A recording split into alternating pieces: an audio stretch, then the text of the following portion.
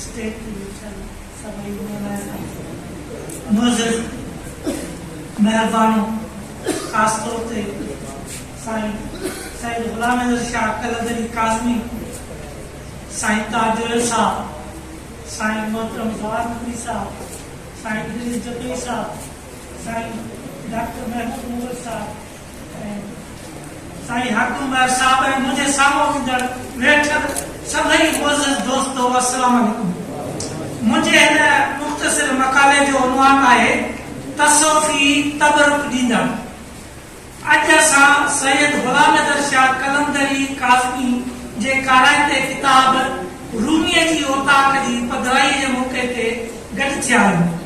बज़्म रुयान हर हफ़्ते को न को अहम अदबी प्रोग्राम गुज़िरियल 22 सालनि खां कंदी अचे, जंहिंमें मुशाइरनि खे यादि करणु, अदबी रिहाणियूं रचणु, किताबनि जो मुहूरत कराइणु ऐं आम अदबी गॾिजाणियूं कराइणु शामिल आहे।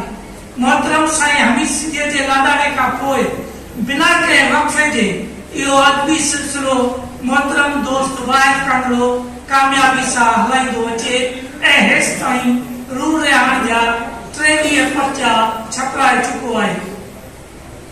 अॼोकी मेड़ाको जंहिंमें सिंध जी कुंड कड़छ खां इल्म, अदब, समाज ऐं सूफ़ीज़म जा घणघुरा अची गॾिया आहिनि, तंहिंमें सैयद साईं गुलाम अहमद शाह कलंदरी जो ही अहम किताब समाजी ऐं इस्लाही कानून ते आधारियल आहे, जंहिंमें जीवन जी जोत आहे। हिन जी लाट बाट ऊंधाई में हिकु रोशन रस्ते ॾांहुं वठी वञे थी। ॼाण, परख, पढ़णु ऐं परूड़णु इंसानी हसरत आहे। सोच, सम्झ, फहम, फरासत, अदराक माण्हू में मणिया आणे थो। सुवाल करणु, जवाब ॻोल्हणु, पुछणु उहो अमल आहे जंहिंसां फ़लसफ़े, तसौफ़, हक़ीक़त ऐं रूहानियत खे सम्झी सघिजे थो। साईं गुलाम अहमद शाह जूं हिन खां अॻु लिखियल छपियल लिखणियूं बि हिन ॻाल्हि जो चिटो उञाण आहिनि त पाण जॾहिं बि लिखियो अथनि उहो हिकु नफ़्स शनास तबीब बणिजी, पाण सोचे सम्झी आलम ऐं अदीब बणिजी पंहिंजनि लफ़्ज़नि जी लाठ सां ॾात या ॾिया झरकाया अथसि। ऐं हिन किताब जो हर मौज़ू उन जो सबूत आहे। हिकिड़ा सूफ़ी शाइर बणिजी तसौफ़ जी अहमियत खे उजागर कंदा आहिनि, हिकिड़ा नसरी मज़मून लिखी वहदत ऐं कुल जी कुंजीअ सां काइनात जे राज़नि ऐं रमज़नि खे सम्झाईंदा आहिनि। ही समूरा कालम जेके हिन खां अॻु अख़बारुनि जी ज़ीनत बणिजी माण्हुनि जे दिलनि ऐं दिमाग़नि खे रोशन करे चुका आहिनि, से इहो ॿुधाइनि, सम्झाइनि ऐं सेखारनि था त आलिमनि, अकाबरनि, मुफ़क्किरनि, फ़लासफ़रनि, दानिशवरनि ऐं ख़ुदि सूफ़ियुनि वटि सूफ़ीज़म कीअं ऐं कहिड़ी रीति मौजूद रहियो हो ऐं आहे। सकाफ़त, तहज़ीब, तमदन, समाज ऐं मज़हबनि जा असर इंसान खे केतिरो न बदिलाए सघनि था। सिंध में हाणे उहे ओताकूं न हुअण जहिड़ियूं आहिनि, या ईअं चई सघूं था त असां वटां उहा ओताक मोकिलाए वई आहे जंहिंमें आम कोठाणा, सुघड़, शाइर, आलिम, अकाबर, समाज सुधारक, राग वैराग खां वठी इल्म, अदब ऐं समाजी मसइलनि ते वीचार वंडींदा हुआ। हिन नायाब किताब में सैयद गुलाम अहमद शाह कलंदरी ख़ल्क़े ख़ुदा खे दीनी, दुनियावी, फ़लसफ़ी, फ़िक्री नुक़्तनि सां रूहानी रमज़नि खे निर्वाह कयो आहे। हिन खां अॻु संदसि मुताले, मुशाहिदे ऐं अंदर जे आबशार मां 23 खां मथे किताब इंसानी तलब खे करार ॾेई चुका आहिनि, जिन मां पीढ़ीअ जे पार जूं ॻाल्हियूं, रबू थियूं रबाब, लकीरुनि जा लेख, आज़ाने इश्क, निचोड़ियो मींहं जिन खे, वफ़ाए मोहम्मद सल्लल्लाहु अलैहि वसल्लम ऐं ॿिया किताब इंसान जी राह रोशन करण लाइ छपियल आहिनि। ही किताब रूमीअ जी ओताक के रूमीअ जो मकतब फ़िक्र, रूमीअ जो इस्लाही स्कूल, शख्स तबरेर जी इलाही इश्क जो फ़तवो सम्झी पढ़णु घुरिजे। हिन उम्र किताब में तबरीज़ी, रूमी, लतीफ़ी, सरबस्ती, कलंदरी, बिलावली, इनायती, रूहानी, अंदरूनी ऐं बैरूनी बसीरत ऐं बिरह खे ॻोल्हणु घुरिजे। हर कालम पढ़णु घुरिजे ऐं फाज़िल लेखक जे इन इश्क खे सलाम कजे जे ही मोहब्बती मेड़िया आहिनि।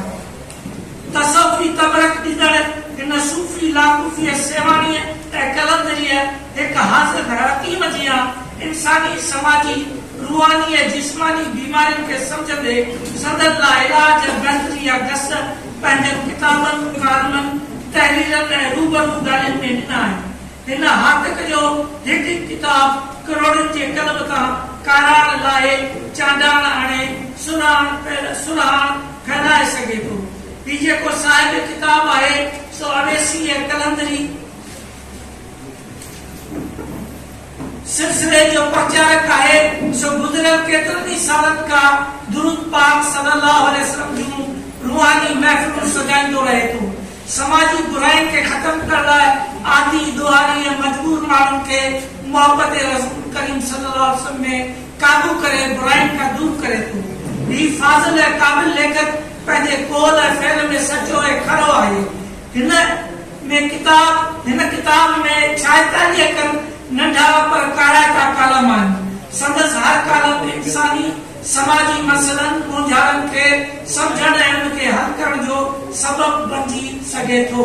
मुंहिंजी ज़ाती राय मूजिब 20वीं सदीअ में सेवण जे बुज़ुर्ग हकीम आलम आला अंग्रेजी तइलीम याफ़्ता सिंधी अरबी फारसी उर्दू ऐं अंग्रेजीअ जे शाइर जग मशहूर किताब अल बसाइर जे ख़ालिक़ मखदूम बसरुद्दीन सिद्दीकी सेवाणी जेको पंहिंजे फ़िक्र फहम हिकमत ऐं रूहानी फैज़ सां हल्को पैदा कयो हो तंहिंजा मोहतरफ़ ऐं मोतक़द सिंध हिंद मिस्र सऊदी अरब ऐं विलायत वञी वसाईंदड़ केतिरा ई नामियारा आलिम अदीब सियासतदान साइंसदान ऐं समाज सुधारक हुआ ऐं आहिनि।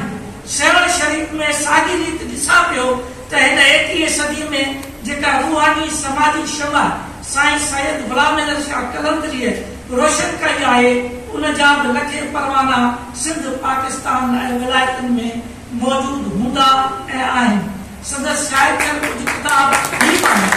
मुंहिंजा सुठा सजण भली चरियो चवनि माण्हू नृतों मंझा ॾींहं पूजे हलिया हिलाज गूंजा गीत हैदर जा आसार क़यामत चंड चेहरो महबूब जो सजण जिन खे सॼो ऐलान इश्क हिदायतनामा सुलूक कलंदरी इहो उर्दू में आहे।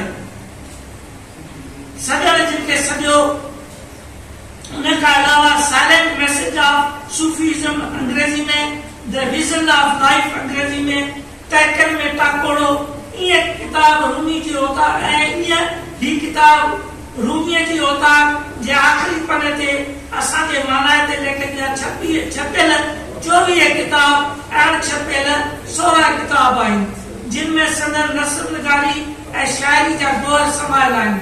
अॼु को ही प्रोग्राम इन लाइ इंतजाम आहे त सिंध जे हिकु वॾे आलिम अदीब मोहक़त डॉक्टर नबी बख्श बलोच हाल में थी रहियो आहे ऐं हिकु इंतिहाई फाल अदबी तंज़ीम बज़्म रूरियान पारां थी रहियो आहे जंहिंमें इल्म अदब दोस्त शाइर कहाणीकार नावलगार नस्र निगार अदीब शामिल आहिनि।